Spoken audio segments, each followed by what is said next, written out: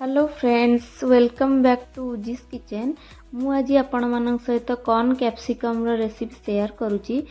एटा पूरा spicy and delicious बनी थाए। आपको बनवाई हेले फास्ट कढ़ाई रे तेल पकेवा, तापर 2 चम्मच घी दे ताकू भल से गरम होगा छाड़ीदबा। तापर तेजपत्र जीरा देई ताकू टिके कुक करिवे। एठी तेजपत्र मु ऑप्शनल रखिछि काईना किछि लोकन को भल लागेनी, तो से माने एटा स्किप करि परिबे। घीर स्मेल सतर बहुत भल आसे। ता ऊपर चुन चुन करी काटी रखिथिबा ओनियन देई जस्ट गोल्डन ब्राउन होबा जाए ताकू जारिबा। गैस रो फ्लेम एठी लो टू मीडियम रे रखिबे, नहले पियाज पोड़ी जिवो। पियाज रो कलर देखंतु चेंज हो गलानी, गोल्डन ब्राउन हो गलानी।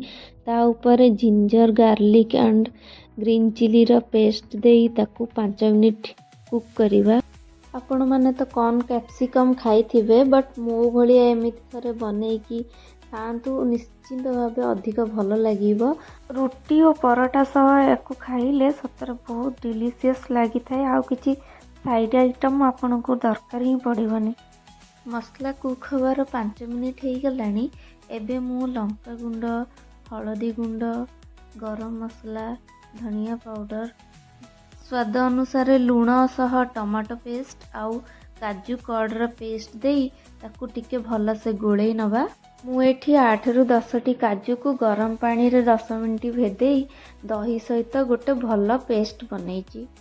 एमिति काजू पेस्ट दबा द्वारा ग्रेवी बहलिया बनी थाए आउ पाटी को भारी सुआदिया लगी थाए। एमिति मझिरे मझिरे आमे टिके मसला को गोळे नबा जेमति कि कढ़ाई रे न लगी जाव।